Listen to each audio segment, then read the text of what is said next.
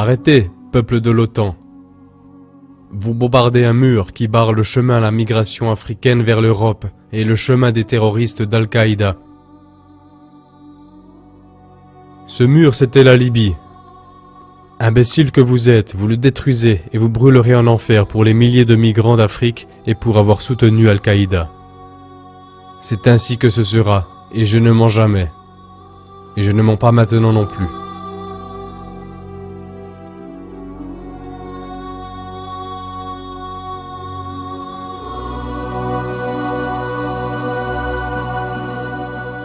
Mémoire de ma vie. Colonel Mouammar Kadhafi, chef de la Révolution, 5 avril 2011. Au nom d'Allah, du bienfaisant, du miséricordieux.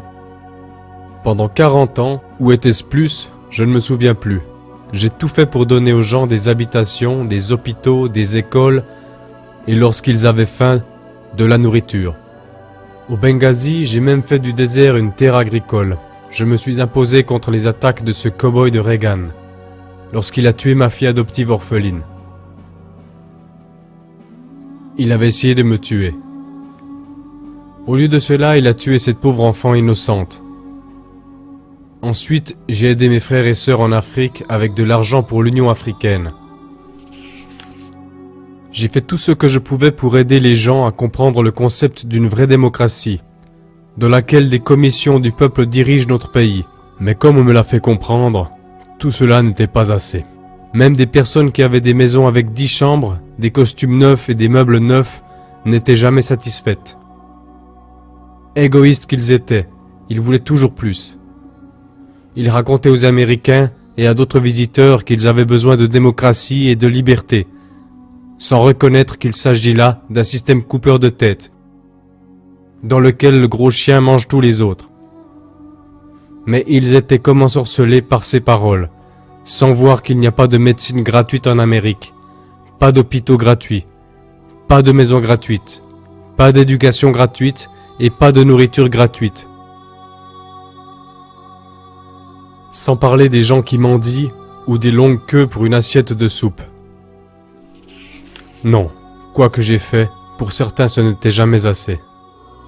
Mais d'autres, eux, savaient que je suis le fils de Gamal Abdel Nasser, le seul vrai dirigeant arabe et musulman que nous ayons eu depuis Saladin. Lorsque j'ai revendiqué la Libye pour mon peuple, comme il a revendiqué le canal de Suez pour son peuple, c'était ces traces que je tentais de suivre pour protéger mon peuple de la domination coloniale, de voleurs qui nous voleraient. Je suis désormais soumis à l'attaque de la plus grande puissance de l'histoire militaire. Mon petit-fils africain Obama voudrait me tuer, pour enlever la liberté à notre pays, pour nous enlever nos habitations gratuites, notre médecine gratuite, notre éducation gratuite, notre nourriture gratuite, pour la remplacer par le vol selon le style américain, appelé capitalisme. Mais nous tous dans le tiers-monde, nous savons ce que cela veut dire. Cela veut dire que les grands trusts dirigent le pays, dirigent le monde et que les gens souffrent. C'est pourquoi il n'y a pas d'alternative pour moi. Je dois prendre ma place. Et si Allah le souhaite, je mourrai en suivant son chemin, le chemin qui a rendu notre pays riche en terres agricoles ainsi qu'en nourriture et en bonne santé. Et nous permet même d'aider nos frères africains et arabes, quand ils travaillent ici avec nous, dans la République du peuple libyen. Il n'est pas de mon désir de mourir, mais si cela devait arriver, pour sauver ce pays, mon peuple, tous ces milliers qui sont mes enfants, alors qu'il en soit ainsi. Que ce testament soit ma voix adressée au monde, que je me suis levé contre les attaques des croisades de l'OTAN. Levé contre la brutalité, levé contre la trahison, levé contre l'Occident avec ses ambitions colonialistes.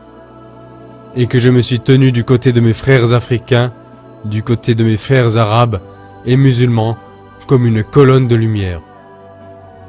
Pendant que d'autres construisaient des palais, je vivais dans une maison toute simple et dans une tente.